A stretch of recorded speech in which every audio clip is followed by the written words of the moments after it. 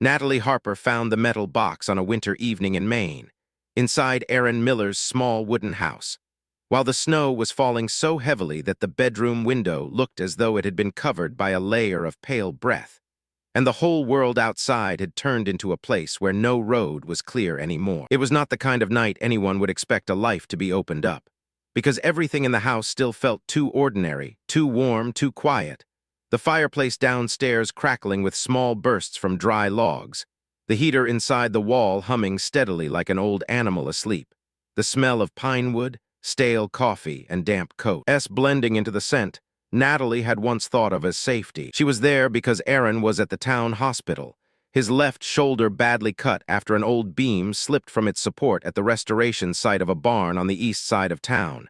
An accident he called nothing worth making a fuss over, even though the doctor had needed 12 stitches and had made him stay overnight for observation. Because he had nearly passed out from blood loss, Aaron had called her in a calm, almost apologetic voice, saying that if she did not mind, could she stop by his house and pick up his insurance card, a few clean clothes, his phone charger, and the thick sweater in his closet because the hospital was colder than he had expected. He had always been like that, even in pain, trying to make his own pain smaller so no one else would feel forced to witness it, even when he needed care, asking as though he were only asking her to pick up a nail that had fallen on the floor. Natalie had driven down the snow-covered road that led into the woods behind town, the tires grinding over ice, both hands tight on the steering wheel, her mind still holding the image of Aaron lying in that white hospital bed, his face paler than usual, his hair mussed, his calloused hand resting on the blanket, his eyes opening when she walked in and softening as though the person being rescued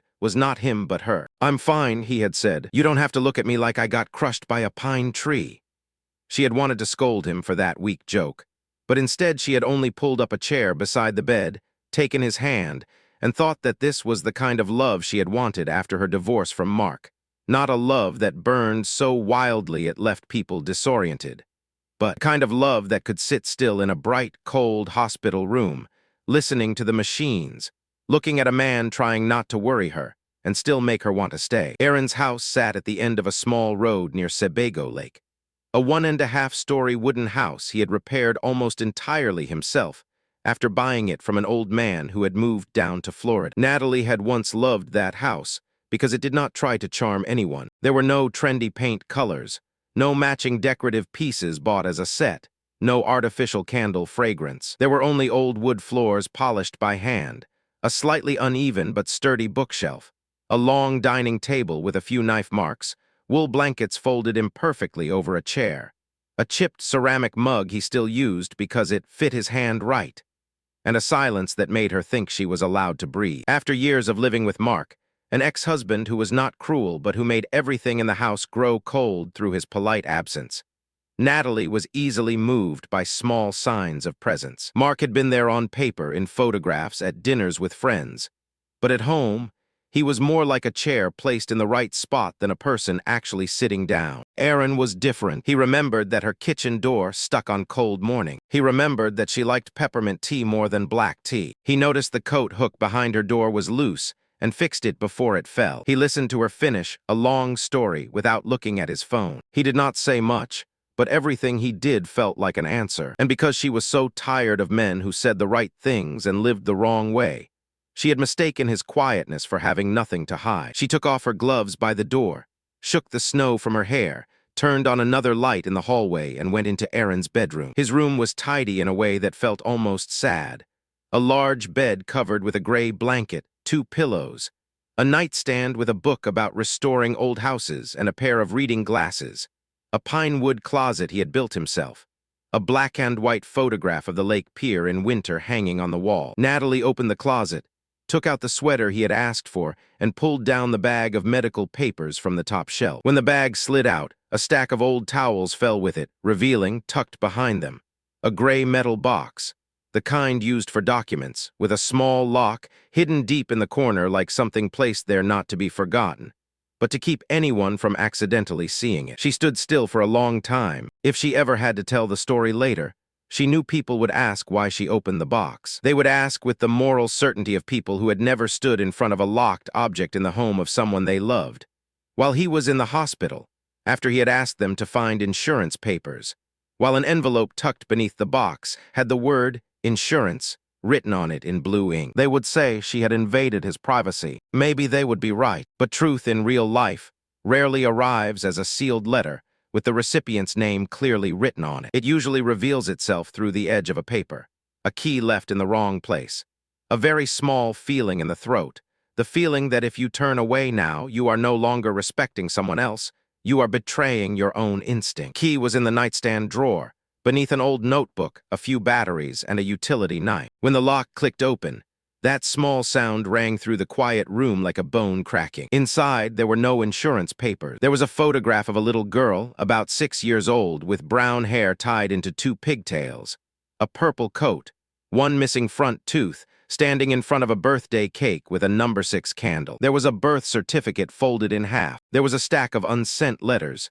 tied together with an old rubber band. There was an old local newspaper clipping, sealed inside a clear plastic sleeve. Natalie picked up the birth certificate first, and the instant her eyes touched the line naming the father, the room seemed to slip out of place. Child's name, Lily Grace Miller. Mother's name, Megan Walsh Miller. Father's name, Aaron James Miller. She read it again, then again, as though the words might correct themselves if she read slowly enough. Aaron had a daughter. Aaron, the man who had sat with her in that little diner near the lake, listening while she told him she had once been afraid to have children in her marriage with Mark because she did not want to bring a child into a house without warmth, had held her hand and said, "You deserve to choose a future you don't have to be afraid of," had Nev. Told her there was already a child in his life, not an old relationship, not a private scar, a child, a little girl with a birthday cake, a birth certificate, his last name, a smiling face with a gap where a front tooth should have been, and eyes so much like his that Natalie felt pain even before she understood everything. She sat down on the closet floor, her back against the cold wooden wall. Outside, the snow fell steadily, tapping very softly against the glass as though someone were sprinkling salt onto a wound. The newspaper clipping described a car accident that had happened years earlier on the road by the lake during a rainy night. A car losing control, hitting the guardrail, then spinning sideways. A 6-year-old child suffering a head injury and a broken leg. The driver identified as Aaron Miller. No criminal charges after the investigation, but a serious family dispute over responsibility. No one had died. A very small part of Natalie clung to that detail, like a branch in the middle of a flood. No one had died, but immediately after, another part of her understood that no one needed to die for an entire family to be buried. She opened the letter on top. There was no addressed envelope, no date, only Aaron's handwriting she knew too well because he often left small notes on her kitchen table. "I fixed the door handle. Don't forget to eat, or snow will be heavy tonight. I left the shovel by the porch." The letter began in English, as though he had written it in a state too exhausted to translate his fear into another language. "If Natalie ever finds out, tell her I wasn't trying to lie. I was trying not to lose her." Natalie stared at that sentence until the letters blurred. If Natalie ever finds out, not when he tells Natalie, not when he is brave enough, not before she loves him too deeply. If she finds out, he had prepared a sentence for the day he was discovered, but he had not prepared enough truth for the day he should have told her. The first pain was not that Aaron had a past. Natalie was not a 20-year-old girl who believed the person she loved had to enter her life clean as a blank sheet of paper. The first pain was knowing that he had had so many chances to give her the right to choose. When she asked if he had ever been married, when he answered yes a while ago and changed the subject, when they talked about possibly living together the following summer, when he stood in her kitchen, his hands dusted with flour as they made apple pie together, saying that someday he would like a backyard big enough for children to run in. He had let her hear those words without knowing that a little girl named Lily had once run through his life, and then stopped at a distance too far for him to dare crossing. Natalie did not scream. She did not call the hospital. She did not call her sister Rachel. She did not break anything. She only sat on the floor, holding Lily's photograph, and watched her love change color under the closet light. The man she loved did not turn into a monster in that moment. That was what made everything cruel. If the box had contained proof that Aaron had stolen money from her, cheated on her with someone else, or was living a double life in the present, perhaps anger would have come more easily, like fire meeting oil. But inside the box was a child, an accident, unsent letters, a guilt preserved so carefully it almost felt religious. It did not say Aaron had no heart. It said his heart had a room he had locked, and then he invited her to build a future outside that door. Natalie put everything back in the box, but she did not lock it. She carried it down to the kitchen, placed it on the table, made tea, and let the water go cold. Aaron's house, with everything she had once found safe, suddenly filled with shadow. The chair where he often sat peeling apples for her. The dining table he had built himself. The stairs leading up to the loft he always said, wasn't finished yet dangerous, don't go up. The back door leading to the garage, and behind it, the small room he had never let her enter, the room he called old stuff messy. She had once believed everyone had places they were not ready to open. Now she began to understand that some rooms did not only protect the wound of the person holding the key, they also trapped someone else inside an incomplete version of love. When she left Aaron's house that night, the snow had covered the driveway completely. She placed the hospital bag on the passenger seat, the box on the back seat, and drove back to her own house instead of returning to the hospital. Her phone buzzed twice, Aaron's name appearing, then a message. Did you find the papers? Roads are bad, don't come back tonight. A kind sentence. A truly worried sentence. A sentence that made her feel as though someone had twisted a hand inside her chest. She did not answer right away. When she got home, she turned on the kitchen light, hung up her coat, and placed the box on the table like a witness. Her house stood on the edge of town, also made of wood, small, with a sloped roof, and a kitchen window facing the line of pines behind the yard. Aaron had repaired so many things in this house that every corner carried the mark of his hand. The front doorknob no longer stuck after October. The living room bookshelf no longer leaned. The kitchen faucet no longer dripped. The porch step no longer sank. She had once thought that having someone repair the broken things in her home was a kind of being loved. Now she looked at those repairs and saw a different question. How could a person fix every visible thing and leave the most important thing rotting behind a locked door for so long? She opened her laptop and began searching for Megan Walsh Miller. Every time she typed a letter, she felt as though she were doing something wrong, as though she were betraying Aaron while he was lying in the hospital. But then she looked at the box, and her shame turned into something colder and clearer. She was not the one who had begun this secret. She was only the last person pulled into it. Megan lived nearly 3 hours away, in a small town near the New Hampshire border. Her profile was mostly locked, but there were still a few public photos. A woman with dark blonde hair, a tired but firm face, standing beside a girl older than the one in Aaron's photograph. Her left leg slightly stiff as she stood, her smile more careful than her age. Caption under the most recent birthday photo read, 9 years of loving you, my brave girl. No father in the frame. No Miller in the way Megan spoke of her child. Only Lily, brave girl. Natalie kept searching through the accident articles, local court records, public traces she wished she did not need to know. There had been no criminal case, no contact order, nothing showing that Aaron had been legally stripped of parental rights. There were several old local newspaper pieces, including a short opinion letter signed by Megan Walsh, saying that there were truths not reflected in police reports, because a person does not need to be drunk, does not need to run a red light to still be unsafe enough to have a child in the car. Natalie read that sentence until her throat went dry. Near midnight, a message arrived on her Facebook from an unfamiliar account with no profile picture and no greeting.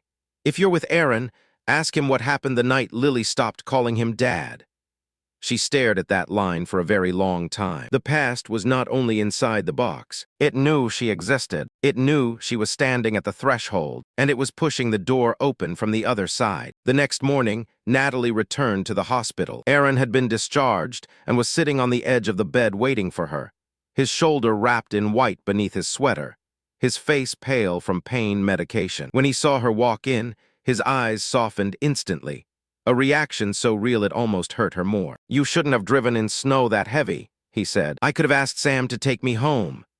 Sam was his friend from the workshop, the one who always joked that Aaron knew how to accept help only after it was forced on him. Natalie placed the metal box on the small table beside the bed. The sound of metal against plastic was clean and cold. Aaron looked at the box, and all the color drained from his face. It was not the fear of a man caught doing something that was still happening. It was the fear of someone watching what he had buried stand up in front of him. Nat, he said. She stood still, both hands in her coat pockets so he would not see them shaking. Who is Lily? He closed his eyes. If he had lied then, She thought perhaps she would have left immediately. But Aaron did not lie. He only told the truth too late. My daughter.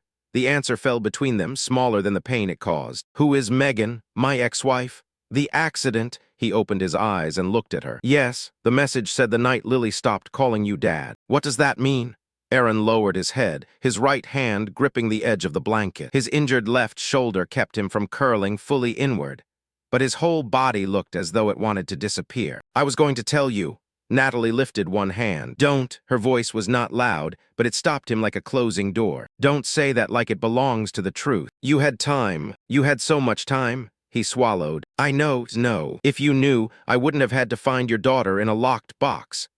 That sentence made him close his eyes again, longer this time. He told the story the way people who have practiced many versions of the truth often tell it, beginning with the part that hurts, but is not yet the dirtiest part. He said he and Megan had married 11 years earlier, that Lily had been born 2 years after that he had been working then as a carpenter for a large construction company, leaving early and coming home late, always thinking that as long as he earned money, fixed the house, did not drink, did not hit his wife, did not neglect the ills, he was doing better than his own father. Megan had needed him to talk, needed him to be present when she was exhausted with a small child, needed him not to turn every conflict into silence. He said he had once believed silence was a way to avoid causing more harm. Later, he understood that silence could also be a room without oxygen. On the night of the accident, it was raining, and they had been arguing. Lily heard them. He took her out, saying he would buy her ice cream so she could calm down. He was tired, angry, distracted. Car ahead turned suddenly. The road was slick.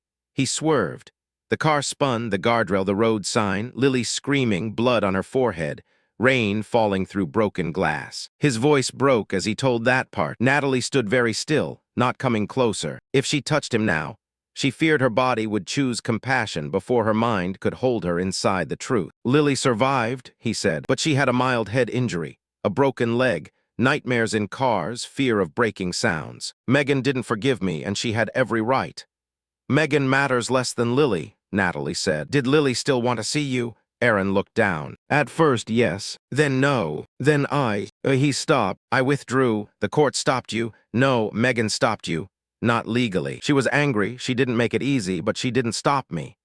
Natalie felt a cold space open inside her chest. So you left on your own, he said very quietly. I thought she would be better without me. You thought that, or you wanted that? He did not answer. You let her grow up thinking her father didn't want her. The question twisted his face. I thought if she hated me, it would be easier. Natalie heard her own voice sharpen, not because she wanted to hurt him, but because the answer was too familiar, the kind of cowardice wrapped in sacrifice. Easier for her or for you? The hospital room was silent around them. In the next bed, a monitor beeped steadily. In the hallway, someone laughed softly. A normal sound made cruel by its normality. But Natalie had lived long enough with cleaned-up stories to know the first part was rarely the last. She looked at Aaron and said, What else? He looked up, eyes red. Nat, don't. I don't know if you can take it. You used that fear to keep me in the dark. Don't use it to keep choosing. He was silent for a long time. The snow outside the hospital window fell more slowly, pale white light touching his face. Finally, he said, Before the accident, I had planned to leave Megan. Natalie did not blink. Why, we were already broken. That's the safe answer. He nodded, like someone who knew he had just been pulled out of hiding. Because I had feelings for another woman. The air in the room seemed to thicken. Her name was Claire, he said. She worked with me on a vocational school project. It wasn't an affair in the easy way people name it. We hadn't slept together, but I had already taken the softest parts of myself out of my marriage before I told Megan the truth. Texting too late, telling her things I didn't tell my wife, letting another woman see me as someone trapped in an unloved marriage. I told myself I was still decent because I hadn't touched her. But Megan found the messages. That night we argued. Lily heard her say I wanted to leave them. She cried. I took her out. Then the accident happened. Natalie placed her hand on the chair for balance. The story changed shape in front of her. The accident was no longer just a random wound from a rainy night. It was the result of a chain of avoidance.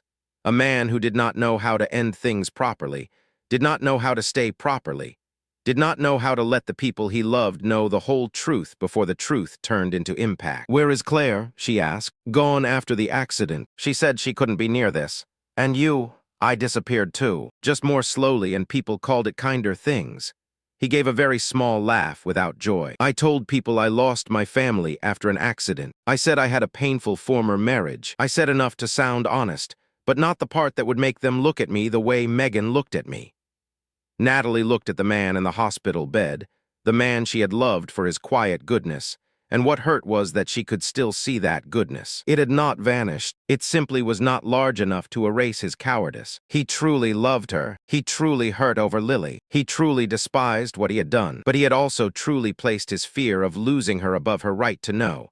And real love did not make that smaller. The days that followed held no explosion. They were heavier because they were so quiet. Aaron went home, and Natalie did not stay to take care of him, even though part of her wanted to. She told Sam to drive him. She sent his medication through her sister Rachel, because she knew that if she placed it on Aaron's kitchen table herself, she would see the chipped mug, the sweater he always wore, the chair where he had once sat mending the strap on her bag, and love would use those objects to ask for a delay in judgment. Aaron did not call again and again. He was not the kind of man who cornered someone through a phone. He texted once, "I don't want to push you to talk before you're ready, but I'm here." She stared at that message for several minutes. "I'm here." A beautiful sentence. But Lily had grown up with a father who was not there. Megan had lived with a man who stood far enough away to feel guilty without cleaning the blood. Natalie no longer knew what here meant in Aaron's mouth if it did not come with action. Rachel came to her house on Friday night, bringing chicken soup and bread, and sat across from Natalie in the kitchen, listening while she told every part. Rachel was 4 years older, the kind of woman who could walk into a room and immediately sense who was lying because her work in human resources had shown her too many polite people hiding too many things. But when she finished listening, Rachel did not say, "I told you so," or "leave him now." She only placed her hand on the table, her fingernails tapping very softly against the wood. "What makes this hard is that he isn't the kind of man you can hate easily," she said. Natalie gave a dry laugh. "I wish he were." Rachel looked at her sadly. "No, you don't. You just wish the truth were simpler." "Am I wrong for feeling sorry for him?" "No." "Am I wrong for still loving him?" Rachel shook her head. "No. But loving someone doesn't mean you have to live inside the consequences of what they hid from you. You need to separate two questions. Is he pitiable? And are you still safe? Those two things are not the same." Natalie tried to separate them, but the heart is not a legal document. It does not file questions under separate headings. It mixes everything together. Memories, evidence, the smell of his coat, laughter, Aaron's voice reading a soup recipe from an old piece of paper that had belonged to his mother. The way he had once stood in the rain fixing her gutter because a storm was coming that night. There were mornings when she woke and reached toward the other side of the bed, even though Aaron had never fully lived there, simply because her body had grown used to the idea that he existed near her. There were afternoons when she drove past the hardware store and saw his truck parked outside, and her heart ached as though she had seen a dead man who had not died. A small town does not help anyone keep secrets for long. Sam ran into her at the post office, awkwardly asked how Aaron was, then said, "He doesn't say much, but I know something's wrong." "Aaron is a good man, Nat?" That sentence made her bite the inside of her cheek to stop herself from saying, "A good man is not the answer to every question." Mrs. Ruth, the elderly neighbor whose porch Aaron had repaired for free, reminded her that Aaron has a rare heart.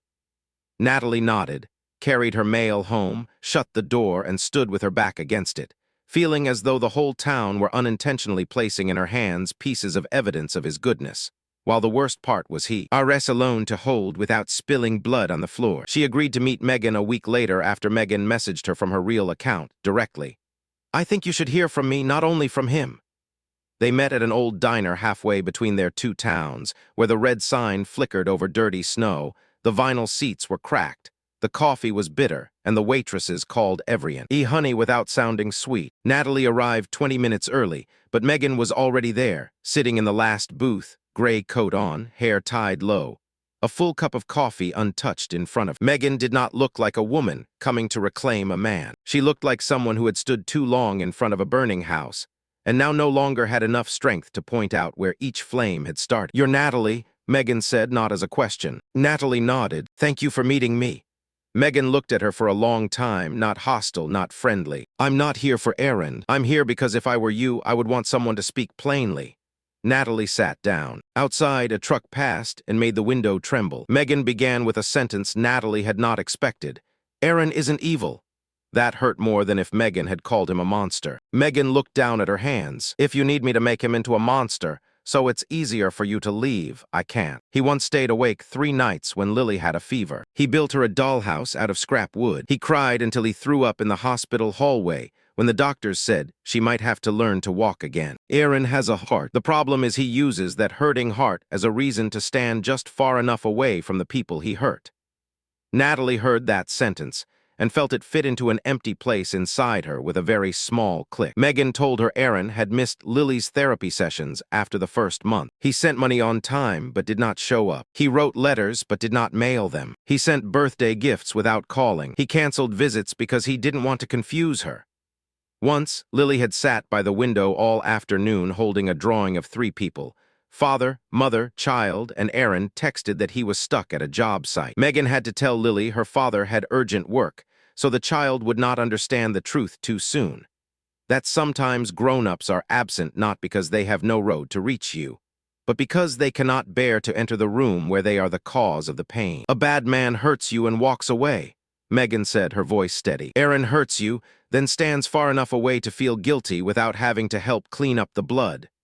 Natalie looked at the coffee in front of her, the heat already gone. "He said he thought Lily would be better off hating him." Megan gave a small, humorless laugh. "He always finds a way to call his absence a gift. Did you send me the message?" "Yes." "And the letter in the box?" Megan shook her head. "I didn't know where you were until recently, but my family knew Aaron was in love with someone. My sister may have sent something, or my mother. Someone thought you should know before stepping in." Natalie closed her eyes. An entire other family had seen her standing in front of a house with a cracked foundation, and the only person who did not tell her was the one building the roof with her. "I'm sorry," Natalie said, then immediately knew the sentence was too small and in the wrong place. Megan looked at her more gently. "You didn't do anything. I love him." Megan nodded, as though this was not hard to understand at all. "I know that makes me feel awful." "No, it makes you someone who loves a complicated person." Megan paused, then looked directly at her. "But listen to me. If you stay, do not think your love will make him brave. I used to think if I got angry enough, he would face it. Then I thought if I softened enough, he would come back. Then I thought if Lily needed him enough, he would force himself through it. But Aaron has never lacked reasons to do the right thing. What he lacks is the ability to survive feeling like he is not a good man in the eyes of someone he loves. You cannot love that part for him. If you try, one day you won't be his lover anymore. You will be the place he comes to feel like he is still good, while he still has not fixed what needs fixing." Megan's words did not push Natalie away from Aaron immediately. They did something crueler. They forced her to see her love not as shelter, but as a place where she could become someone else's instrument of redemption. On the drive home, the snow thickened, the road turned white, the radio stayed off, and Natalie gripped the wheel so hard her hands hurt. She watched her headlights cut through the snow and remembered every sign she had softened for herself. The locked room, the happy 7th birthday, Lily card, the sentence, "I'm afraid you say that because you don't know enough," the burned scrap of paper with Megan's name, the way Aaron had turned too quickly when he heard a little girl call for her father at the grocery store, the way he avoided talking about children but looked at Emma, Natalie's niece, with a grief so hungry it almost hurt to see. She had seen it all, not everything, but enough to know something did not fit, and she had chosen the kindest story for each thing that did not fit, because she needed Aaron to be proof that after Mark, love could still arrive in the shape of gentleness. This was the part of pain no one else could carry for her. Aaron had hidden the truth, but she had also helped the truth remain in the dark by not asking the next question. She had once thought that was trust. Now she understood that trust is not the act of refusing to ask. Trust is knowing that if you ask, the other person will not use fear of losing you to edit the answer. When she arrived home, Aaron was standing on her porch, a heavy coat over his shoulders, snow in his hair, holding the coat she had left at his house. He did not ask where she had been. His face said he knew. "I met Megan," she said. He nodded. "I figured she told the truth. Yes, not everything you said was a lie, but everything you said was missing the part that made it mean what it meant." Aaron looked at her, his face pale, whether from the cold or from the sentence, she could not tell. "I love you for real. I believe you." He looked hurt, as though that sentence were not forgiveness but a knife. "Then why are you looking at me like you're about to leave?" Natalie stepped onto the porch, the snow creaking beneath her shoes. Because real love is not enough if the truth always comes last. He opened his mouth, but his phone buzzed in his pocket. He looked at the screen. Megan, a very old fear crossed his face. He answered. Megan, silence. The wind moved through the porch and shook the small chime beside the door. Aaron closed his eyes. When he opened them, they were wet. Lily wants to see me. Natalie stood in front of him, hearing that sentence and feeling the whole story shift its center away from herself, exactly as it should. Lily was not evidence in Natalie's love. Lily was a real person, and Natalie's love for Aaron, no matter how real, could not be another place for him to hide from that. The meeting took place the following weekend in a small park near Megan's house, where the snow had been shoveled from the path, but still sat in gray piles along the grass, metal swings creaking in the wind. The sky low and white like damp cloth. Natalie was not sure she should be there, but Megan had asked. Lily had heard adults mention Dad's woman through a careless relative, and Megan did not want to add another secret to her child's life. She doesn't need all the details, Megan said on the phone, but she needs to see the adults stop standing behind doors. Natalie stood at a distance, near a pine tree, not knowing who she was in that scene. Aaron stood on the path, his hands hanging at his sides, his face white. Lily was 9, taller than in the photograph, brown hair tied low, blue coat, her left leg slightly stiff when she walked. She did not run to him. She did not cry. She did not hide behind Megan. She only looked at Aaron with the eyes of a child who had learned to measure promises before believing them. Hi, Lily, Aaron said, and his voice broke on her name. Lily looked at him. Are you going to disappear again? No question from an adult could be as merciless as a child's question, aimed directly at the place adults have spent years avoiding. Aaron lowered his head, as though accepting a blow that had landed exactly where it should. I don't want to, but I know saying that isn't enough. Lily looked at Megan, then back at him. Mom says grown-ups sometimes say things because they feel bad, not because they will do them. Megan said nothing. Aaron inhaled. Your mom is right. I've done that many times. Natalie saw his hand tremble. Inside her, there was a reflex to step forward, place a hand on his back, help him stand. But she did not. This was not her wound to soothe. And if she soothed him now, she would once again turn herself into the person who helped Aaron bear the truth, instead of letting him stand in it himself. Aaron continued. I disappeared because I was afraid to see you hurt because of me. I told myself leaving you alone would be better. But the truth is, I left you alone with the question of why I didn't stay. That was my fault. Lily nudged the snow with the toe of her shoe. I don't know if I want to see you again. I understand. If I want to, do you have to come? Yes, even if it's weird, especially when it's weird. Lily thought for a long time. Then she nodded slightly. No hug, no calling him dad, no forgiveness handed over like a gift, because the adult finally said the right words. Only a small door opening just a crack. So small Aaron would have to learn to bend down and not scare the hinges. After the meeting, Aaron and Natalie drove separately back to her house. They sat in the living room, the fireplace burning low, orange light touching the wall. The room warm but the air heavy as water. Aaron sat in the chair across from the sofa, his shoulders still stiff from the wound not fully healed, both hands clasped together. He looked both saved and sentenced. I want you to go through this with me, he said after a while. Natalie looked at him, her heart aching because she knew that sentence came from real love and real fear at the same time. Aaron, I don't want you to fix it. I know you can't, but when you were standing there today, I felt like I could do it. I could become someone who doesn't run. The sentence was beautiful in a cruel way. If it had come before the box, before Megan, before Lily standing in the park asking if he would disappear again, perhaps Natalie would have cried and taken his hand. But now, its beauty was exactly what frightened her. She could hear a soft hook inside it. If she stayed, he would be brave. If she left, he might fall again. He did not mean to place that weight on her. But weight does not need intention to crush someone. I don't want to be the reward for you finally becoming a father, she said. Aaron flinched. That's not what I meant. I know. But sometimes what people don't mean still traps someone else. He stood up, walked a few steps around the room, like a man who did not know where to put his body. So you're choosing to leave me because of a past I'm trying to fix. For the first time, his voice had an edge. Not cruel, but wounded enough to make someone else bleed. Natalie felt herself being pulled into the familiar territory of guilt. The question of whether she was being too harsh, whether she was punishing someone for having made mistakes, Whether she had said she wanted a good man but could not love a good man when he was not clean. She stood. "Don't do that." Aaron looked at her. "Do what? Don't turn my boundary into proof that I don't love enough." "I didn't say that. But you're putting it there," she breathed in. "I'm not leaving because you have a past. I'm leaving because you let me love you without letting me know what I was walking into." Aaron gave a short, desperate laugh. "You once said you didn't need me to be perfect, and I still don't. But I need you to be true." That silenced him. No beautiful answer came to save him. After a very long moment, he sat down, his hands covering his head. "I'm sorry. I know. I don't know what to do."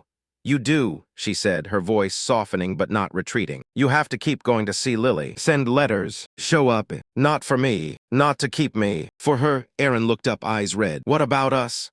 Natalie did not answer right away, because the answer had the shape of something still breathing but too deeply wounded. "I don't know if we can still be a safe place for each other." The next day, Aaron took her to the room behind the garage. He unlocked it himself. "No more it's messy. No more old stuff." The door creaked softly, and the smell of dust, old paper, and cold wood spilled out. Inside was not a cluttered storage room. It was a museum of guilt. Everything was arranged too carefully. So carefully that the care itself became a confession. Boxes of Lily's photographs from birth to age 6. A small wooden horse Aaron had made himself, half-painted. A few building blocks. A purple hair clip. Photocopied therapy notes. Legal correspondence, accident papers, a copy of the police report. Envelopes addressed to Lily but never sent. Arranged by year. Happy 5th birthday, happy 6th birthday, happy 7th birthday, happy 8th birthday, happy 9th birthday. Natalie stood in the middle of the room, feeling as though she had stepped into the place Aaron had not only hidden from her, but locked himself inside whenever no one was looking. He had not forgotten Lily. That was clear, but not forgetting was not the same as being present. Regret was not the same as repair. Keeping letters was not the same as sending them. Crying over photographs was not the same as sitting in therapy with your child. Aaron stood in the doorway, not daring to step too far in. "I come here every year on her birthday," he said. "I write a letter, then I don't send it." Natalie picked one up. "Why? Because I'm afraid of hurting her again." She looked at him. "No, you're afraid she won't answer." He did not deny it. She opened the letter written for her, the letter she had found first, and this time she read it all. He wrote that if Natalie ever knew, he hoped she would understand he had not been trying to lie, only trying to keep something good from being dirtied by the past. He wrote that she was the gentlest thing he had been given in years, and he had been afraid that if he brought the whole truth into the light, that gentleness would die before it had a chance to live. Natalie folded the letter and placed it back in the box. "This is the problem," she said. Aaron looked at her. "You placed your right to keep love above my right to know the truth." He closed his eyes as though accepting a sentence he could not appeal. "I know. You need to send letters to Lily. Not for me to read, for her. And not letters meant to make her forgive you. Letters so she doesn't have to write the story of your absence by herself." He nodded. "I will." Natalie looked around the room one last time. The small objects, the small proofs, all kept as though if he preserved them carefully enough, the past would not rot. "And you need to open this room to the person who needs to see it. Not to me, so I'll feel sorry for you." Aaron went to Megan's house 2 weeks later, alone, carrying some of the letters, not all of them, because Megan said Lily did not need 9 years of adult guilt poured over her head in one afternoon. He called first. Megan set conditions. No excuses. No crying so Lily would have to comfort him. No saying, "I disappeared because I was in too much pain." No turning the meeting into his redemption scene. Aaron agreed. Later, Megan called Natalie, not giving too many details, only enough. They had sat in Megan's living room, Lily on the chair clutching a pillow, feet swinging, eyes serious. Aaron said, "I hurt you because I wasn't brave enough to stay." He said he had been afraid she would hate him, so he chose something worse, letting her wonder whether she was not worth coming back for. He said he would write if she wanted to read, would come to therapy if she agreed, would not be angry if she did not call him dad, would not turn his sadness into her responsibility. Lily did not hug him. Megan did not cry into his shoulder. There was no clean moment of healing. But Aaron did not run. Megan said that over the phone, her voice tired but a little lighter. Today he told the truth without asking for pain relief. Natalie stood in her kitchen, watching the snow melt in the yard into dirty streaks of water. She felt proud of Aaron in a way that made her want to sit down on the floor. He was becoming the man she had believed he could be. But becoming did not automatically return the trust she had lost. Some things, if they come before, are a foundation. If they come after, they are only evidence that the foundation had been cracked. That night, Aaron came to her house. He stood on the porch and did not step inside until she opened the door. "Megan told me you know," she called. "I'll keep going. I hope you do." He looked at her, his face hollow but his eyes calmer than before. "Is there still a chance for us now?" That question hovered in the cold air between the door and the living room, beautiful and cruel. Natalie looked at the man she loved, the man who had done the right thing too late, and understood that sometimes the deepest pain is not that the other person never changes. Sometimes they change right in front of you, but the part of you that needed safety can no longer return to where it was. They met for the last time by the lake pier in early spring, the place where they had dated in the beginning, when the ice had just melted and the cold water tapped softly against the wooden posts. There was thin sunlight, the kind that was not warm enough but still made the surface of the lake shine like old metal. The wooden bench was still damp with dew. Aaron arrived first, wearing a brown coat, holding 2 coffees from the small shop nearby. He handed one to Natalie. Neither of them spoke right away. They stood side by side looking at the water. 2 people still in love, but no longer knowing where to place that love so it would not hurt anyone else. "Lily let me read a letter she wrote," Aaron said after a while. "She wrote that she doesn't know if she wants me in her life, but she wants the right to decide slowly." Natalie nodded. "That's good, yes," he looked at her. "I wish I had given you that right." She breathed in, the cold air hurting her chest. "I wish that too." He turned the coffee cup in his hands. "If I had told you sooner, would you have stayed?" That question had lived inside her for weeks, following her through the kitchen, the car, and sleepless nights. "Maybe," she said honestly. Aaron closed his eyes. "But the man who would have told me sooner is not the man standing in front of me today." He opened his eyes, wounded. "I lost you because of the thing I feared most." Natalie turned to him. "No, you lost me because you let fear decide instead of the truth." She did not say it to punish him. It was simply the final shape of the truth between them. Aaron nodded, tears not falling but his eyes red. "I love you. I love you too." And that was what made their goodbye hurt the most. It was not the end of love. It was not hatred. It was not some loud betrayal that could push them clearly to opposite sides. They held each other on the lake pier. A long, quiet embrace, not pulling each other back, not promising anything, not using the body to cover what the mind already knew. Natalie felt Aaron's hands trembling against her back. She remembered those hands fixing her bookshelf, holding her cup of tea, stroking her hair on the night she cried because she was afraid she no longer knew how to love. She also remembered the unsent letters, the locked room, Lily standing in the park asking if he was going to disappear again. When they let go, Natalie removed the key to Aaron's house from her key ring. The small silver key had hung beside her own house key for nearly a year. She placed it in his palm. Aaron looked at it, as though looking at an object much smaller than the pain it carried. "I won't disappear again," he said, not to her or not only to her. Natalie nodded. "I know."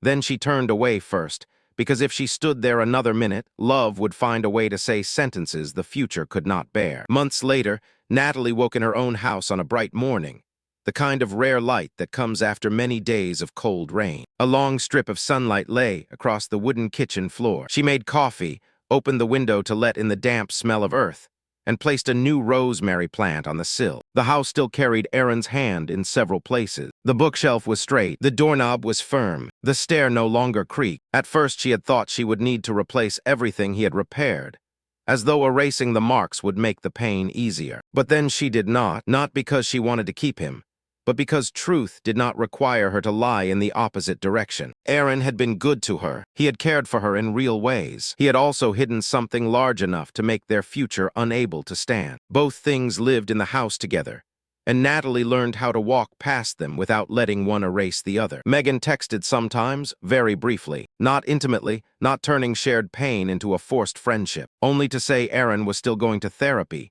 still writing letters, still not disappearing. Lily still called him Aaron, not Dad. Once, she agreed to let him teach her how to make a small wooden box. Natalie read that message and sat at the kitchen table for a long time. She felt relieved and hurt at the same time. Relieved because he was doing the right thing. Hurt because the man she loved was becoming more trustworthy in the place where their love could no longer stay to benefit from that growth. Natalie did not hate Aaron. That was hard for many people to understand, because she told very little about what had happened. Rachel once asked if she wanted people to know, so no one would think she had left a good man just because his past was complicated. Natalie shook her head. I don't need to turn him into a bad man for my leaving to be right.